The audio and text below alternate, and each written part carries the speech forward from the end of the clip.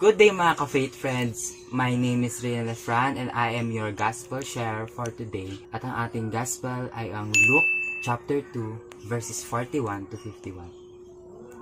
Sa mabuting balita na ito, sinasabi na ang batang si Jesus ay nagpaiwan sa Jerusalem at hindi sumama kay Jose at Maria.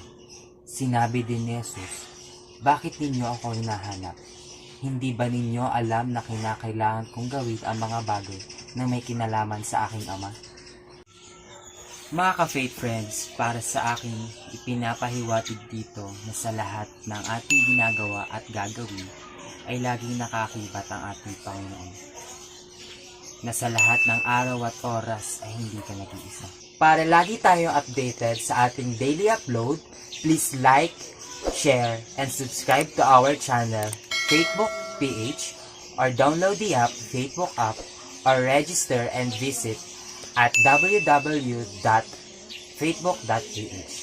Thank you, stay safe, and God bless us all.